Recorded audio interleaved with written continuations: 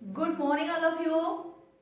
आई am Shrimati Pushpalata Chaudhary और अब आपके सामने हूँ जो डेली डेली जो वीडियोस आप देखते हो उसके बाद में मैं आज कुछ नया लेकर के आई हूँ आपके सामने। और ये बताना चाहती हूँ कि जब अपन स्पोकन इंग्लिश को शुरू करते हैं तो उसमें कोई बड़ा आपको कोई नियम नहीं लगाना है। आपके जो नॉर्मल इंग्लिश है, ग्रामर है, वही आपके साथ चलना है। बट कई बार क्या होता है, हम जब दो क्लॉज की बात करते हैं कि जब मैं गई तब ऐसा कर रही थी मम्मी, जब मैं घर पहुंची तो मम्मा तो सो चुकी थी, जब मैं घर स्कूल पहुंचा तो घंटी बज चुकी थी।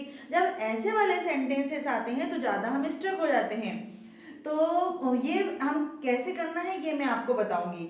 लेकिन उसके पहले मैं एक चीज़ और बताना चाहती हूँ स्टूडेंट्स की, अगर आप इंग्लिश बोलना चाहते हैं, if you want to speak English, तो आपको सबसे पहले तो अपना हेजिटेशन को रिमूव करना है और फिर बोलना है कि जो भी जब आपके आसपास जो दिख रहा है वो बोलते हैं।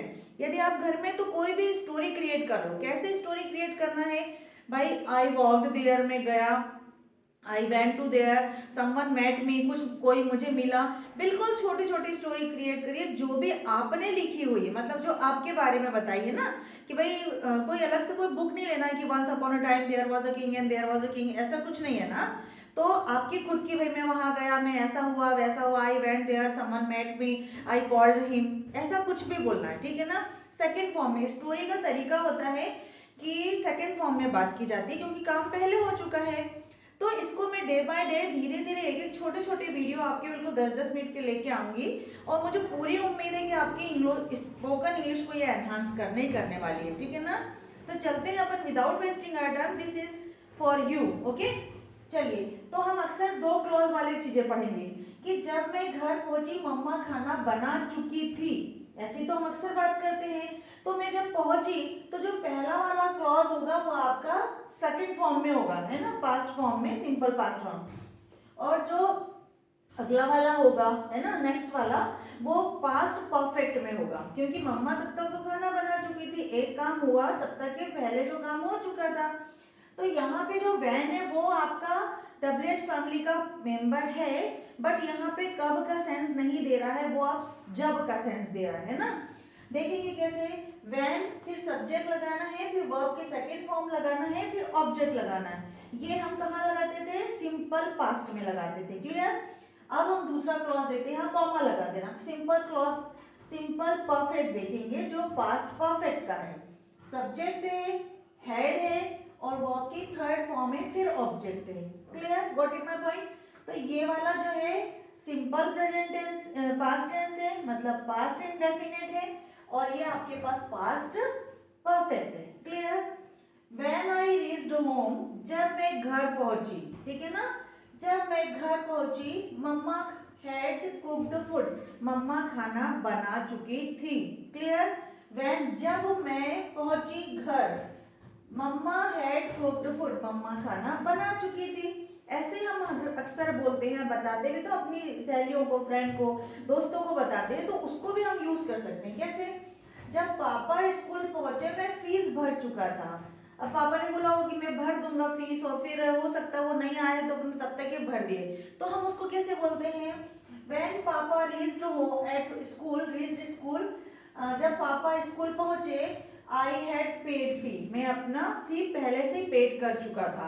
अब देखो यहाँ पे हम ऑलरेडी भी लगा दे सकते हैं, ऑलरेडी भी लगा सकते हैं, मतलब मम्मा तो खाना बना चुकी थी। और बाकी स्पोकन इंग्लिश में हम इतना ज्यादा यूज नहीं करते, इसलिए हम इतने पे ही चलेंगे। शुरू में छोटे छोटे क्लॉज बनाएंगे, छोटे छोटे सेंटेंस बनाएंगे, फिर बाद में तो अपनी इंग्लिश अच्छी हो जाती है, महीने 2 महीने के बाद तो अपन इंग्लिश अच्छी बोल सकते हैं। क्लियर। जब मैं स्कूल पहुंची घंटी बज चुकी थी, जब मैं स्कूल पहुंची, व्हेन आई रीच्ड स्कूल, जब मैं स्कूल पहुंची, बेल हैड रंग, रंग हो चुकी थी, बज चुकी थी ना। लेकिन स्टूडेंट ऐसा नहीं है कि आप रीच्ड के साथ ही बनाओ, कैन के साथ बना सकते हो, कम के साथ बना सकते हो। When I came here you had posted video, तुमने वीडियो पोस्ट कर दिया था। क्लियर, ऐसा भी हो सकता है। जब तुमने मुझे फोन किया मैं सो चुकी थी। When you called me, जैसे किसी ने बात पहले से कॉल कर लिया और अपन सो चुके उसके पहले। When you called me, I had slept, मैं सो चुकी थी। जब तुम मेरे घर आई मैं पढ़ चुकी थी, मतलब अब गपशप मारने का टाइम है, गॉसिपिंग का टाइम है ना। ठीक है, when you came to my house I had studied, जब तुम मेरे घर आए मैं पढ़ चुकी थी या पढ़ चुका था। तो ये छोटे छोटे से वीडियो हैं और इनको इनके साथ लिख करके, अब ऐसा नहीं है कि यही 4 सेंटेंस बनेंगे। When I came your house, जब मैं तुम्हारे घर आई, यू हैड स्लेप्ट, तुम सो चुकी थी। When I reached talkies, movie had started, movie start हो चुकी थी, है ना। अब अपन क्या करेंगे, when I reached station, train had left already, train जा चुकी थी। When I reached bus stop, बस हैड गॉन, जा चुकी थी। बस हैड डिपार्चर, ऐसा होगा। ट्रेन और उसके लिए तो हम अराइवल और डिपार्चर का यूज करते हैं। अगर हमको शुरू में नहीं यूज आ रहा है तो कम और गो भी यूज कर सकते हैं। बाद में हम डिपार्चर, अराइव, इन सब का यूज कर सकते हैं। अप्रोच, है ना, इनका यूज कर सकते हैं। तो जैसे अपन बोलते हैं ना कि जब तुम मेरे घर आई मैं तो खाना बना चुकी थी। When you came my house, तुम मेरे घर आई, आई हैड कुक्ड फूड। इस प्रकार से छोटे छोटे सेंटेंस लेकर के हर दिन एक स्ट्रक्चर पे काम करेंगे और उसको बिल्कुल बार बार प्रैक्टिस करेंगे।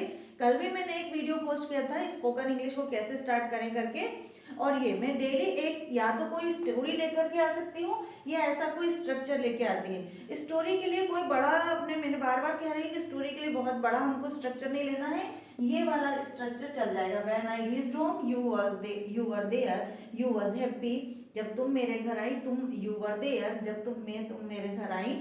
When I came your home, जब मैं तुम्हारे घर आई, यू वर हैप्पी, तुम खुश थी, है ना।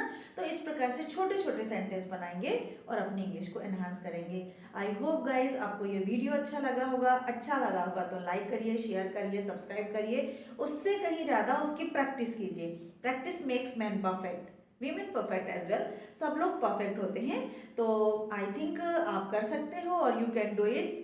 I wish all times, because when you want to say something and when you want to do something, so you can do it. Thank you for watching me.